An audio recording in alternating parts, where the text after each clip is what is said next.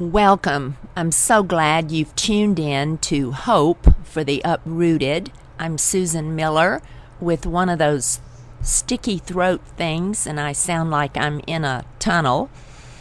But hey, I've got a cough drop in my mouth, so we're going to plug on and unpack some feelings and emotions today.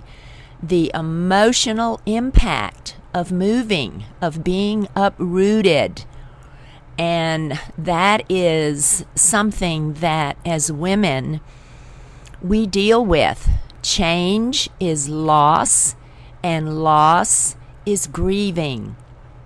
With loss comes grieving. And I just want to encourage you, validate some of your emotional feelings if you've been uprooted recently or even in the last year or so, and you just feel like that you can't get a grip. So many women that come to me or that I speak to across the nation will say to me with tears in their eyes, I do not know what is wrong with me. I cannot get a grip on this move.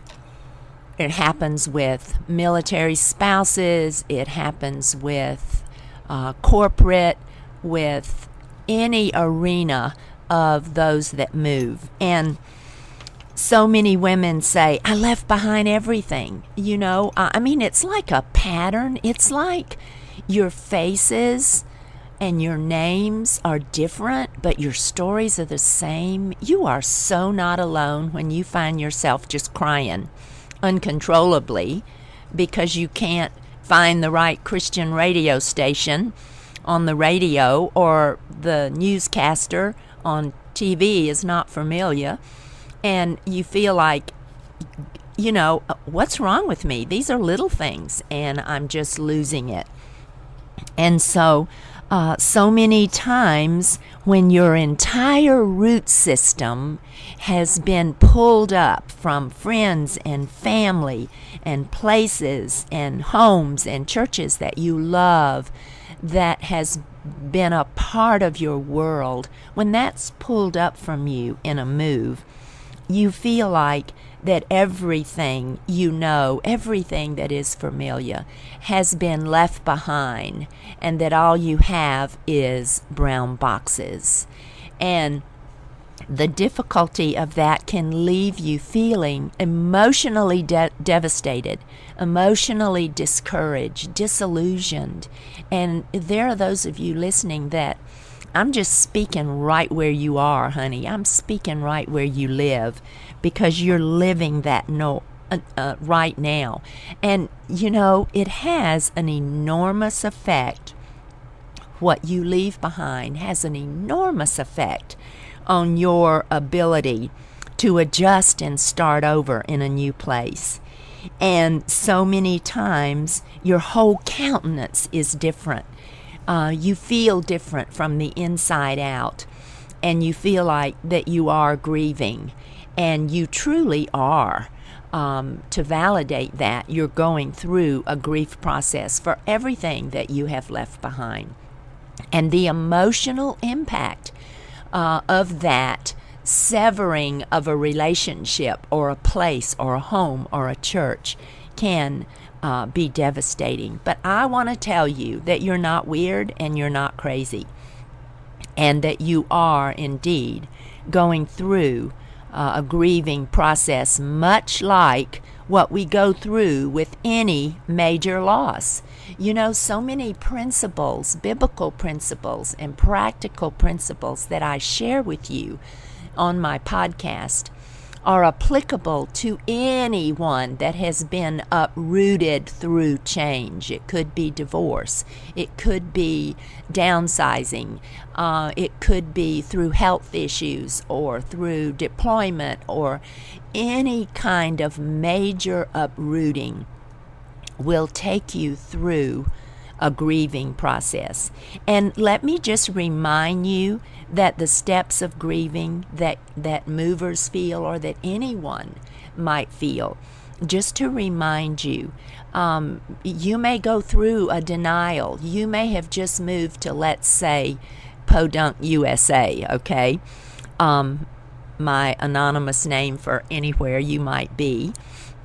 And you refuse to accept that that's home. I can remember when we moved to Phoenix, I would go through the job ads in the paper, and I would try real hard to kind of sway Bill to think about going back to Atlanta. I was just in denial that Phoenix was really my home, and that's where we were. To me, I kept thinking temporary.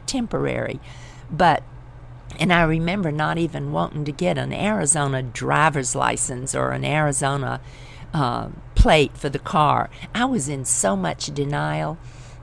And I kept writing my friends and saying, y'all come on out here. It was just a matter of me not accepting. I was in denial. I was in deep root shock. And then anger. Deep down, I was so angry with Bill for a corporate move and for taking me away from family and friends, for taking me away from a home that I loved. And I was just angry with him. And let me tell you what, I was angry with God too. I thought, why did you let this happen? But you know what I've learned? That God is big enough to handle our anger, and He teaches us a lot through that. So I encourage you to understand that. I'm getting ready to cough right now. I am so determined to give you this message because I think you need it today, that I'm just going to talk through this throat thing. But denial and anger are so natural to go through. Depression and sadness, oh my gosh, you're going to be depressed. You're going to be sad. When the reality hits that you're not going back and that you've got to put down roots, you can be very depressed and sad. And I encourage you again to realize that this is all part of the process of grieving. The important thing with depression and sadness, my friends, is not to get stuck in it. Hear me again. Don't get stuck in it. It will come and it will go under a normal grieving process. But you want to watch yourself and make sure that it's not that you're emotionally stuck in that. Because then you might need additional help other than my voice encouraging you on this podcast. So, denial, yes. Anger, yes. Depression and sadness, yes. And then acceptance. Oh my goodness, when you begin to feel like you belong, when you begin to make friends, when you begin to put down roots and accept your circumstances, when you're willing then to cherish everything you left behind and the memories of that and cling to God and begin to step out and step up and get involved. And these are all the steps of grieving that you will face. And it might not be in that order, and there is no timetable on it. For some women, it may take a few weeks, for some a few months. Some may never get past that grieving. And it's not the time itself, but it's what you do with that time. And it's what happens during that time. And so, as important as it is for you to let go and trust God, and for you to start over with hope, and for you to move forward with faith, it's important for you to understand yourself and that there is an emotional impact that you're going to go through. And another thing is how much significance that you place on what you left behind and how you face change and being uprooted in the past will play a huge part in how you adjust and adapt. There are those women that just, they have a bag packed, they can unpack, they just move on with it. They don't think twice about it. And they are a unique woman that can do that, because so many of us definitely have the memories and all of those things we've left in the past that play a huge difference in how well we adjust and how well we adapt. So many times I've put my arms around women like you, just to comfort you and remind you that everything and everyone you left behind is worth every tear, because your tears are a part of your healing, and you shouldn't keep them bottled up inside. It's okay to cry, and sometimes I have to give women permission to open the floodgates and to release those tears. They'll hold it together for their children. They'll hold it together for their husband or for their new job. And I just want to remind you that you're not alone.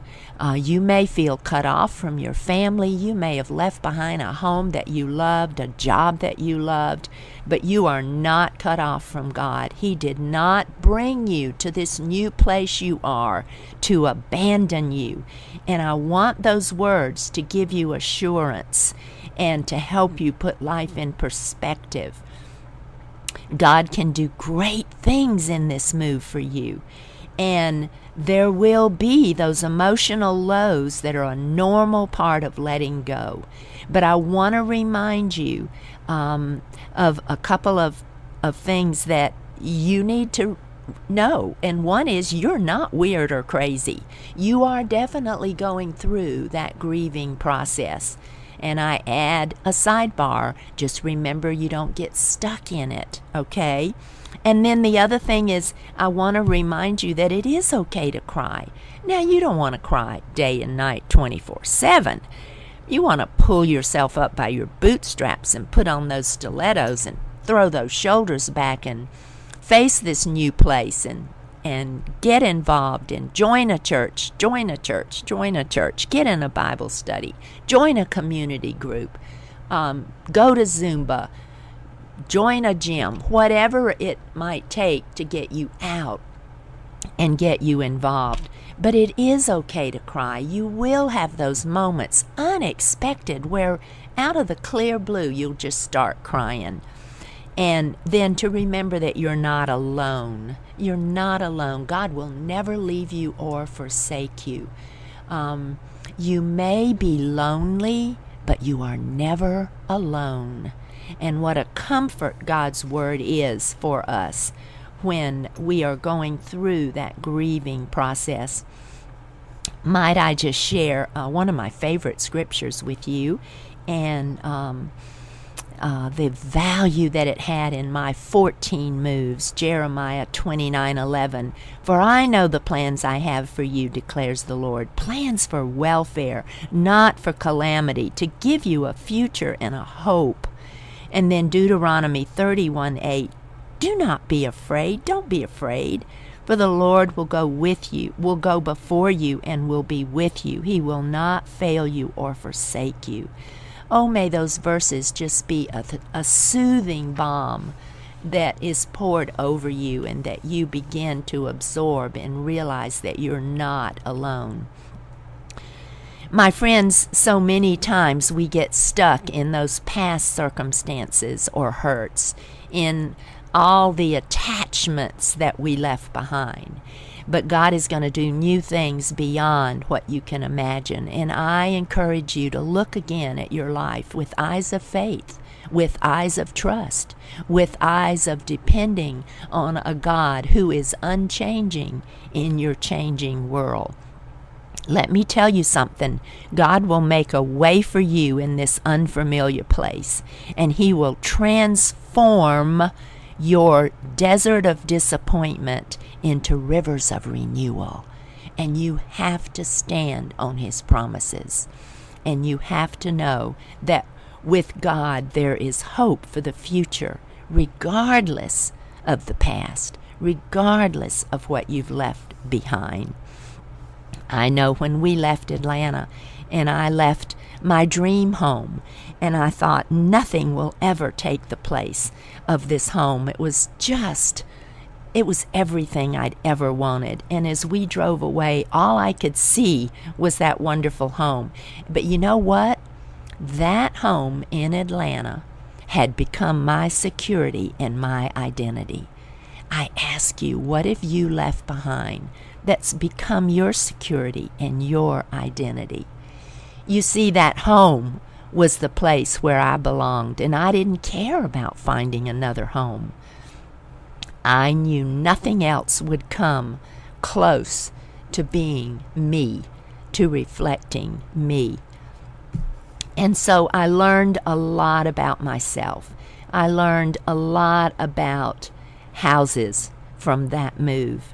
In fact, God taught me something important through every move, every house, and every place we've lived.